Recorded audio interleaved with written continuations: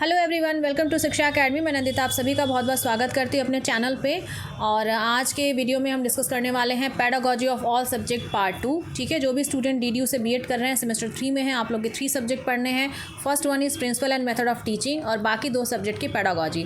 तो जैसा कि 80% से above syllabus pedagogy of subjects में कॉमन है, तो मैं कॉमन चीज़ों को लेकर के यहाँ पर मैं पढ़ा रही हूँ। काफ़ी और इंपॉर्टेंट चीज़ों को मैंने यहाँ पर ऐड ऑन किया है। तो ये वीडियो हर सब्जेक्ट के पेडागॉजी जो आपने ली है सभी बच्चों को इक्वली काम आएगी। ठीक है, और एक वीडियो पार्ट 1 अब तक आ चुका है। अगर आपने उसको नहीं देखा है तो इस वीडियो के डिस्क्रिप्शन में मैं लिंक डाल दे रही हूँ, उसको ज़रूर देखिए। काफ़ी इंपॉर्टेंट वीडियो है।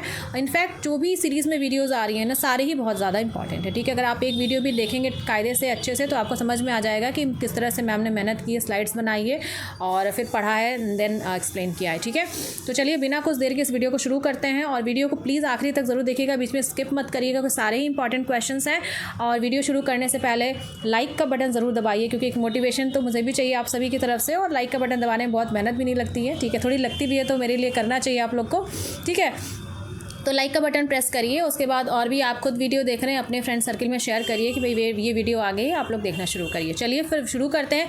10 क्वेश्चन तक हमने यहाँ पे डिस्कस किया था पार्ट 1 में। कहने को वो 10 क्वेश्चन थे, बट उन 10 क्वेश्चन से लगभग 25+ क्वेश्चन ईजिली बनाए जा सकते हैं। जिन लोगों ने वीडियो नहीं देखा है उनको ये बात तब पता चलेगी जब वो वीडियो देखेंगे, और जिन लोगों ने ऑलरेडी देखा है उन्हें ये बात पता है कि वो 10 क्वेश्चन सिर्फ नहीं है, वहाँ से 25+ क्वेश्चन बहुत ईजिली बनाए जा सकते हैं। ठीक है, तो यहाँ पर बहुत अच्छी बात है कि टाइम सेव करने का मैंने सोचा है, और हमारा भी टाइम सेव हो, आपका भी टाइम सेव हो। ठीक है, बाकी टाइम सेल्फ स्टडी करते रहिए और रिवीजन के तौर पे मेरे वीडियोस को देखिए। तो आज हम क्वेश्चन नंबर 11 से इस वीडियो में डिस्कस करेंगे। तो चलिए शुरू करते हैं। ठीक है, तो यहाँ पे क्वेश्चन नंबर 11 देखते हैं। क्वेश्चन नंबर 10 तक पहले वीडियो में ऑलरेडी डिस्कस किया जा चुका है। ठीक है, तो यहाँ पे question number 11, on the basis of length of answer in the item of a written test. ठीक है, उत्तर की लंबाई के आधार पर लिखित परीक्षा के विषय इस प्रकार हैं। ठीक है, इसका आप लोग आंसर करिए। ठीक है, आप लोग को आइडिया भी मिल जाएगा, ऊपर मैंने यहाँ पे लिखा हुआ है। ठीक है, यहाँ पे option number 2 is right. 3 types की बात होती है। तो यहाँ पे रिटन टेस्ट की बात हो रही है। रिटन टेस्ट वो होता है जहाँ पे आपको कुछ ना कुछ लिखना पड़ता है या मार्किंग करनी पड़ती है। ठीक है, पेन उठाना पड़ता है एक्चुअली।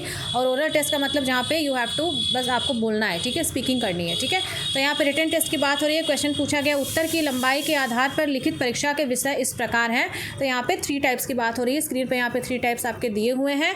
रिटन टेस्ट के 3 टाइप्स की बात हो रही है। तो पहला हो गया ऐसे टाइप। ठीक है, जिसमें आपको लॉन्ग क्वेश्चंस लिखना होता है। ठीक है, ऐसे टाइप। और यहाँ पे दूसरा आपको या ऑब्जेक्टिव टाइप्स। ठीक है, एमसीक्यू टाइप, वो भी आपके रिटन टेस्ट के पार्ट में ही आएंगे। ठीक है, जिसमें आपको अगर आप कंपटीशन एग्जाम देते हैं तो आप ओवल्स वगैरह भरते हैं। अभी आप बीएड में भी दे रहे हैं तो वहाँ पे आप OMR शीट में भरते हैं। ठीक है, तो वो एक बात है। तीसरा हो गया शॉर्ट आंसर टाइप, इसमें आपको छोटा एक आंसर देना पड़ता है, वर्ड डिफाइंड होते हैं। ठीक है, तो ये आपके 3 टाइप्स हो गए। ठीक है, अगले क्वेश्चन की तरफ आगे बढ़ते हैं। Question number 12, the objective type test is better than essay type test. ठीक है, अब यहाँ पे देखिए, अभी हमने थोड़ी देर पहले ही रिटन टेस्ट में 3 टेस्ट की बात की।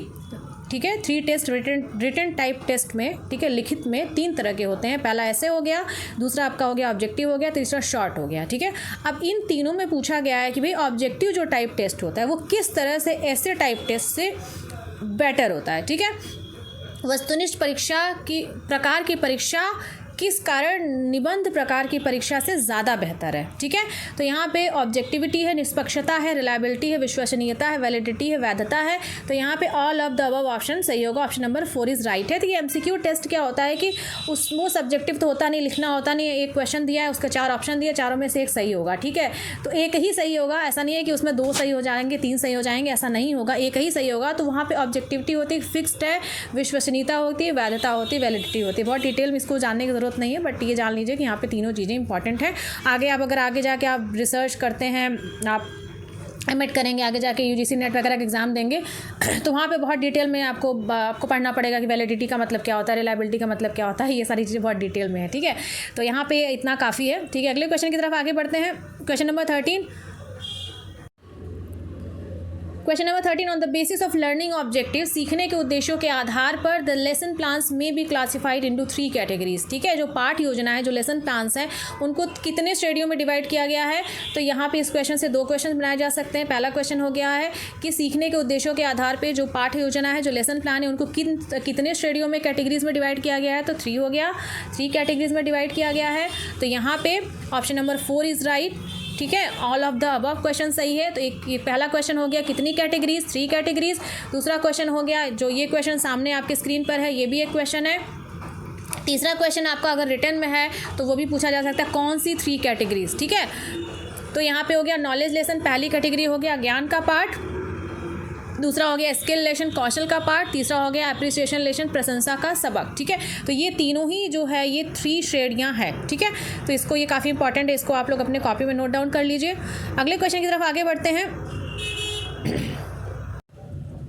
Question number 14, how many steps are involve in Herbart approach of developing lesson plan, ठीक है। लेसन प्लान बनाने के बहुत सारे अप्रोचेज़ हैं, उसमें जो हर्बर्ट का मॉडल है वो काफ़ी ज़्यादा इंपॉर्टेंट है। तो प्लीज़ इसको बहुत अच्छे से आप लोग एक बार पढ़ लीजिएगा। देखिए मैं इंपॉर्टेंस बताते जा रही हूँ, ठीक है। बहुत डिटेल में तो नहीं पढ़ा पा रही हूँ, कोशिश तो पूरी है, लेकिन मेरी भी स्टडी है तो इसलिए मतलब टाइम नहीं मिल पा रहा है। तो आई होप यू अंडरस्टैंड।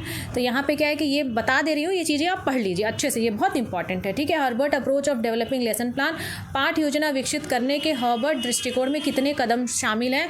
तो आप अगर पढ़े हैं तो बताइए यहाँ पे जो आपका कौन सा ऑप्शन सही है, बताइए आप लोग। चलो आज थोड़ा टाइम दे देते हैं, आप लोग बताइए। 4 स्टेप्स हैं, 3 स्टेप्स हैं, 5 स्टेप्स हैं, 6 स्टेप्स हैं, कौन कौन से स्टेप्स हैं बताइए।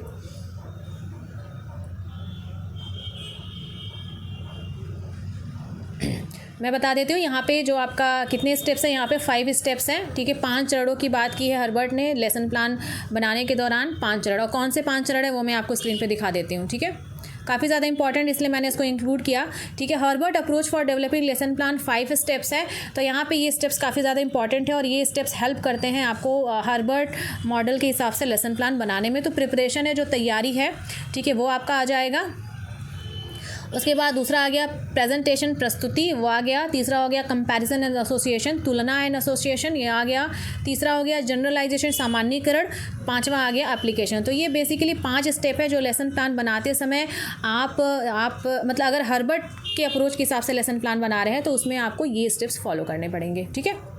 अगले क्वेश्चन की तरफ आगे बढ़ते हैं। Question number 15, according to BS Bloom how many steps, poles, phases are there in teaching learning process, ठीक है। आप सोच रहे होंगे मैंने ऑब्लिक करके 3 चीज़ें लिखी हैं, स्टेप्स, पोल्स, फेजेस। तो ये काफ़ी इंपॉर्टेंट है और लोग कंफ्यूज हो जाते हैं। हम भी जब पढ़ते थे तो लगता था यार स्टेप्स क्या है, पोल्स क्या है, फेजेस क्या है। तो ये सारी बातें एक ही हैं। अगर कहीं भी पूछ रहा है कि बीएस ब्लूम के अनुसार शिक्षण अधिगम प्रक्रिया में कितने चरण हैं तो भी एक बात है, कितने ध्रुव हैं, पोल्स हैं वो भी एक बात है, अगर फेजेज हैं, चरण है, एक बात है। तीनों की बातें सेम है, मतलब सेम प्रश्न पूछा जा रहा है, ठीक है। तो कंफ्यूज नहीं होना है कि अगर स्टेप्स पूछ रहा है तो कुछ और लिख दिया, फेजेस पूछ रहा है तो कुछ और है, पोल्स लिख रहा है कुछ और है, ठीक है। ये नहीं करना है आपको, ठीक है। तो यहाँ पे बताइए अगर आप लोगों ने पढ़ा है तो कितने स्टेप्स हैं या पोल्स हैं या फेजेस हैं, ठीक है। शिक्षण अधिगम प्रक्रिया में बीएस ब्लूम के अनुसार यहाँ पे 3 स्टेप्स, 3 चरणों की बात की गई है। 3 चरण बोलिए, ध्रुव बोलिए, उसके बाद आप स्टेप्स, पोल्स, फ्रेजेस कुछ भी बोलिए, बात एक ही है। 3 चरणों की बात की गई है। कौन चरणों की बात की गई है, कौन से वो 3 चरण हैं, तो स्क्रीन पे आप जैसा कि देख सकते हैं 3 मेन फेजेस और स्टेप्स ऑफ शिक्षण अधिगम प्रक्रिया, ठीक है। तो पहला हो गया फॉर्मुलेशन ऑफ एजुकेशनल ऑब्जेक्टिव, शैक्षिक उद्देश्यों को तैयार करना, ये उद्देश्य है। दूसरा क्या है, ये स्टेप है। दूसरा है प्रोवाइडिंग लर्निंग एक्सपीरियंसेस, सीखने के अनुभव प्रदान करना। तीसरा है इवैल्यूएटिंग द लर्निंग आउटकम और चेंज इन बिहेवियर, सीखने के परिणामों या व्यवहार में परिवर्तन का मूल्यांकन। तो बेसिकली ये जो 3 है ये तीनों काफ़ी ज़्यादा इंपॉर्टेंट है, ठीक है। तो पहला क्वेश्चन यहाँ पे बन गया कि कितने फेजेस की बात की गई है बीएस ब्लूम ने शिक्षण अधिगम प्रक्रिया में, 3। कौन से 3, तो यहाँ पे एक क्वेश्चन सामने बन गया कि कौन से 3, ये 3 है, ठीक है। इसमें भी तीसरा क्वेश्चन बनाया जा सकता है कि आपको ये तीनों ऑप्शन में दे दे और चौथा ऑप्शन कोई और एक दे दे, ठीक है। और उसके बाद क्वेश्चन ये बनाया जा सकता है कि कौन सा बीएस ब्लूम के अनुसार शिक्षण अधिगम प्रक्रिया में स्टेप नहीं है, ठीक है। तो ये थोड़ा सा डिफिकल्ट हो जाएगा, लेकिन डिफिकल्ट नहीं हो जाएगा, ऐसे क्वेश्चन पूछे जा सकते हैं। आप लोग का लेवल काफ़ी हाई हो गया, सेमेस्टर 3 में आप लोग हैं, तो ये इस तरह के तो 3 क्वेश्चन बेसिकली यहाँ से बनाए जा सकते हैं, ठीक है। अगले क्वेश्चन की तरफ आगे बढ़ते हैं। Question number 16, who accepted education as a triangular process, ठीक है। शिक्षा को त्रिकोणीय प्रक्रिया के रूप में किसने स्वीकार किया है, तो बताइए भाई। आप लोग सेमेस्टर 3 में हैं और 2 क्वेश्चन और है, उसका भी आंसर मैं पूछती हूँ। पहला क्वेश्चन ये है कि किसने बोला है कि education is a bipolar process, और किसने बोला है education is a tripolar process. और एक क्वेश्चन स्क्रीन पे है, किसने बोला है कि ट्रायंगुलर प्रोसेस, ठीक है। तो बताइए, पहले के जो 2 क्वेश्चन मैंने पूछे आप लोग सेमेस्टर 1 में पढ़ चुके हैं, ठीक है। तो 3 क्वेश्चन यहाँ पे हैं। क्वेश्चन नंबर 16 के साथ मैं रिवाइज भी करा दे रही हूँ, काफ़ी इंपॉर्टेंट है। ऐसा नहीं है कि सेमेस्टर 1 में आया है तो अब सेमेस्टर 3 में नहीं आएगा, आ सकता है, बिल्कुल आ सकता है, ठीक है, कहीं भी आ सकता है, कहीं ना कहीं तो आएगा ही, क्योंकि मैंने महात्मा गांधी काशी विद्यापीठ कैमेट का एंट्रेंस दिया था, उसका पेपर भी मेरे पास है, टाइम नहीं मिल रहा है कि मैं उसको आप लोग को सॉल्व कराऊँ।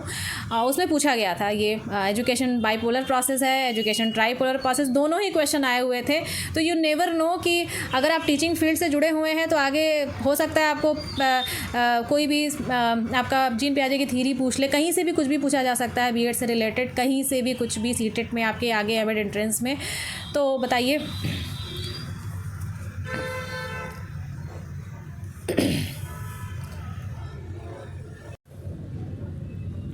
चलिए मैं बताती हूँ आप लोग को, जिन लोगों ने बताया लाइव चैट में, काफ़ी अच्छी बात है, ठीक है। Who accepted education as a triangular process, तो इस क्वेश्चन को पहले लेते हैं। यहाँ पे बीएस ब्लूम ने इस बात को कहा कि एजुकेशन जो है वो ट्रायंगुलर प्रोसेस है, ठीक है। इन्होंने एक पे बोला कि यहाँ पे स्टूडेंट है, एक पे टीचर है, एक पे सब्जेक्ट है, ठीक है।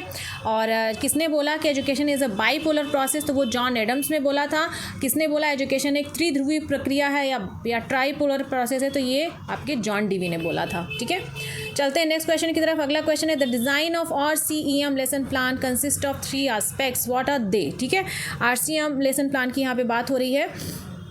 रीजनल, जिसका फुल फॉर्म है regional college of engineering Mysore, इन्होंने डेवलप किया था, तो वहाँ से नाम आ गया। R for regional, C for college of, E for education, M for Mysore, ठीक है। अभी जिसमें RCM अप्रोच की मैंने बात की, उसमें बोला गया 17 मेंटल एबिलिटीज़ की बात की गई कि अगर मेंटल एबिलिटी की बात की जाए कि इस अप्रोच में दिया गया RCM अप्रोच में 4 ऑब्जेक्टिव्स की बात की गई।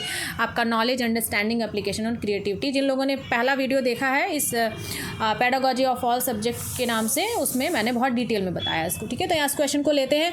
The design of RCM lesson plan consist of 3 aspects. RCM पाठ योजना के डिज़ाइन में 3 पहलू शामिल हैं। बहुत शोरा हो रहा है आजकल, ऐसा लग रहा है गाड़ियों में हॉर्न लगाए ही इसलिए गए हैं उसको बजाना है, ज़रूरत हो चाहे नहीं हो। खैर, RCM पाठ योजना के डिज़ाइन में 3 पहलू शामिल है, वो क्या हैं? तो ऑप्शन में मैंने बहुत इजी ऑप्शन फ्रेम कर दिया है, आगे से देखते हैं, थोड़ा डिफिकल्ट बनाएंगे, ठीक है। तो यहाँ पे all of the above option सही है। यहाँ पे इनपुट आउटपुट प्रोसेस, 3 एस्पेक्ट्स की इन्होंने बात की है, 3 पहलू की बात की है, ठीक है। अगले क्वेश्चन की तरफ बढ़ते हैं। Question number 18, according to RCEM approach regional college of education Mysore, इसको मैं बार बार भूल रही हूँ कि हो सकता है ऑप्शन में आ जाए, आप भूल जाए, ठीक है। तो इस अप्रोच में द करेक्ट ऑर्डर इज, ठीक है, इनपुट आउटपुट प्रोसेस, 3 एस्पेक्ट्स की बात अभी क्वेश्चन नंबर 17 में की गई है। तो यहाँ पे करेक्ट ऑर्डर की बात की गई है। आई थिंक ऑर्डर तो अब आप गेस कर ही लिए होंगे, ठीक है। तो यहाँ पे ऑप्शन नंबर 4 इज राइट। सबसे पहले इनपुट, उसके बाद प्रोसेस, उसके बाद आउटपुट, ठीक है। अगले क्वेश्चन की तरफ आगे बढ़ते हैं। क्वेश्चन नंबर 19, यहाँ पे यूनिट प्लान से ये क्वेश्चन बनाया गया है। Essential features of a unit plan, एक इकाई योजना की आवश्यक विशेषताएं क्या हैं, ठीक है। तो यहाँ भी ऑप्शन नंबर जो 4 है वो सही है, ठीक है। Okay, objectives of the unit, content of the unit, teaching sequence, ठीक है। ऑब्जेक्टिव ऑफ द यूनिट मतलब इकाई का उद्देश्य, कंटेंट ऑफ यूनिट इकाई की सामग्री, टीचिंग सीक्वेंस शिक्षण अनुक्रम। तो यूनिट प्लान जो बनाते हैं उसके ये इसेंशियल सीक्वेंस है कि जो भी यूनिट आप प्लान बना रहे हैं, जो भी यूनिट आप पढ़ाने वाले हैं, उस यूनिट का ऑब्जेक्टिव्स क्या है, उस यूनिट का कंटेंट क्या है और किस सीक्वेंस में आप पढ़ा रहे हैं। जैसे मान लीजिए कि आपने एक यूनिट प्लान बनाया, ठीक है, उसके बाद जो दूसरी यूनिट है वो पहले यूनिट से जुड़ी हुई होनी चाहिए, तभी जाके एक आपका जो टीचिंग लर्निंग जो ऑब्जेक्टिव है, जो शिक्षण अधिगम का उद्देश्य वो तभी पूरा होगा। पता चला आज आप कोई और यूनिट पढ़ा रहे हैं, फिर उसके बाद किसी और कोई और टॉपिक चल रहा है, तो रिलेटेड होना चाहिए, एक सीक्वेंस में होना चाहिए, तभी वो बच्चों को समझ में आएगा। तो यहाँ पे करेक्ट ऑप्शन आपका है ऑप्शन नंबर 4 इज़ राइट। अगले क्वेश्चन की तरफ आगे बढ़ते हैं। अगला क्वेश्चन है, who said a unit is a comprehensive and significant aspects of environment of an organize science and art, ठीक है। एक कथन है ये, और किसने कहा है ये? एक इकाई, एक संगठित विज्ञान और कला के पर्यावरण का एक व्यापक और महत्वपूर्ण पहलू है, ठीक है। तो यहाँ पे काफ़ी ज़्यादा इम्पॉर्टेंट है ये, और इस तरह के मैं मानती हूँ इस बात को कोट्स याद रखना आसान नहीं है, ठीक है, मुश्किल होता है कोट्स और डेट्स, मतलब मेरे लिए बहुत मुश्किल होता है कोट्स, डेट्स और बुक्स। तो बुक्स तो अभी मैंने ग्रुप में क्विज़ बनाते बनाते मुझे बुक्स काफ़ी सारी याद हो गई हैं, ठीक है। तो ऐसे ही आप भी कुछ एक्स्ट्रा एफर्ट करिए, किसी से डिस्कस करिए, कोट्स के बारे में बातचीत करिए, ठीक है। और तो यहाँ पे सही ऑप्शन है आपका SC मॉरिसन, ठीक है, ऑप्शन नंबर 4 इज़ राइट, ठीक है। कोट्स का एक अलग से आप लोग कॉपी बना लीजिए, ठीक है। और मैंने भी एक कॉपी बनाई है, अभी बना रही हूँ, लिख रही हूँ, ठीक है।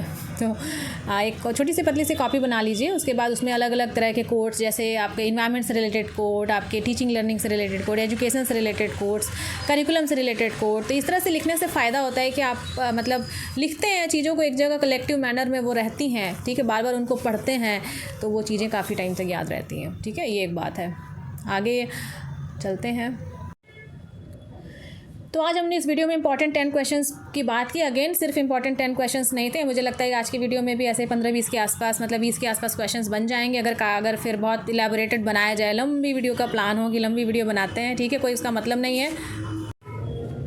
आई होप आज का वीडियो आपको पसंद आया हो। ये पार्ट 2 है, पेडागॉजी ऑफ ऑल सब्जेक्ट का पार्ट 2। पार्ट 1 वीडियो आ चुका है, नेक्स्ट हम पार्ट 3 बनाएंगे। और जिन लोगों ने वीडियो को आखिरी तक देखा, बहुत बहुत धन्यवाद आपका। आप लोग हैं जो वीडियो को आखिरी तक देख रहे हैं। आप मेरे जो भी मैं एफर्ट्स कर रही हूँ उसको एक आप लोग वैल्यू दे रहे हैं, ठीक है। और इसको ज़्यादा से ज़्यादा लोगों तक शेयर करिए, काफ़ी ज़्यादा इंपॉर्टेंट है, ठीक है। और उसके बाद साथ में नोट्स भी बनाते रहिए। हर वीडियोज़ में बोलती हूँ नोट्स बनाना बहुत इंपॉर्टेंट है, ठीक है। आपको मैं कुछ टिप्स, मतलब पहले अलग से टिप्स की वीडियोज़ तो नहीं बना पा रही हूँ, बट वीडियो के में ही मैं बताती रहती हूँ। इंपॉर्टेंट वीडियो के लास्ट में, कभी कभी आगे, बीच में नहीं बताती क्योंकि बीच में फ्लो रहता है पढ़ाने का। तो इसमें क्या इंपॉर्टेंट क्या चीज़ें हैं कि जैसे आप लोग, इसमें सीटेट भी चल रहा है, इस समय आपका चल रहा है कि भाई 3rd सेमेस्टर का एग्ज़ाम होने वाला है। तो अभी क्या है कि सेमेस्टर 3 का एक डेट शीट आ गया है, पता नहीं क्या आया अभी, इतना बुरा सा, ठीक है, कुछ भी क्लियरिटी नहीं है उसमें। तो अभी ये मान के चले, मैं हमेशा से बोलती हूँ कि जनवरी में आपका एग्ज़ाम होगा। अब जनवरी में एग्जैक्ट तो मैं भी नहीं बता सकती, कोई प्रोफेसर भी नहीं बता सकते, यूनिवर्सिटी भी नहीं बता सकती जब तक वहाँ अनाउंस नहीं होगा। तो यहाँ पे क्या है कि अभी आपको क्या करना है, सीटेट पे ज़्यादा फोकस करिए, क्योंकि उसको आपको इस बार क्वालिफाई करना ज़रूरी है, क्योंकि तभी आप फिर आगे टीजीटी, पीजीटी, आगे एमएड एंट्रेंस, इन सब की तैयारी आप कर पाएंगे। तो ये एक बात है, इंपॉर्टेंट है। तो सीटेट की पढ़ाई करते रहिए, बीच में 1 घंटे 2 घंटे आप निकाल सकते हैं डेली कि हाँ एमएड की, बीएड 3rd सेमेस्टर की भी पढ़ाई आपको करनी है, ठीक है। मेरा एमएड चल रहा है तो आजकल दिमाग में एमएड ही चल रहा है, मुझे भी पढ़ना है, ठीक है। तो ये एक चीज़ इंपॉर्टेंट है, अपने एक जो शेड्यूल है ना उसको थोड़ा सा प्लान करिए कि हाँ भाई अभी सीटेट बिल्कुल चल रहा है, उसमें 1-2 घंटे, क्योंकि अगर आप ऐसा नहीं करेंगे ना तो एग्जैक्ट अगर डेट अनाउंस हो गई और उसी बीच में आपका सीटेट का भी एग्ज़ाम है तो आप बहुत पैनिक हो जाएंगे, बहुत आपको स्ट्रेस हो जाएगा कि कैसे करें, कैसे मैनेज करें। तो थोड़ा थोड़ा एक यूनिट करके थोड़ा थोड़ा पढ़ते रहेंगे ना, तो यहाँ पे बीच बीच में सीटेट की तैयारी के साथ साथ तो आपको टेंशन नहीं होगी। प्लान्ड मैनर में जब आप काम करते हैं ना, चीज़ें बहुत स्मूथ और बहुत आसान हो जाती है, ठीक है।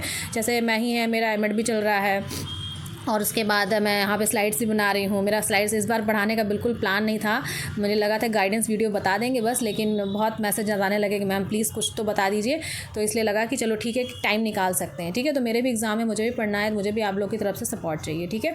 तो चलिए फिर प्लीज़ वीडियो को लाइक, शेयर और सब्सक्राइब ज़रूर करिए और बेल आइकन ज़रूर प्रेस करिए। मिलते हैं फिर नेक्स्ट वीडियो में। थैंक यू फॉर वॉचिंग और ऑल द बेस्ट। आप लोग के जो भी आने वाले एग्ज़ाम्स हैं, सीटेट है, उसके बाद बीएड है, ठीक है। और मुझे भी ऑल द बेस्ट एमएड के लिए, ठीक है। Thank you.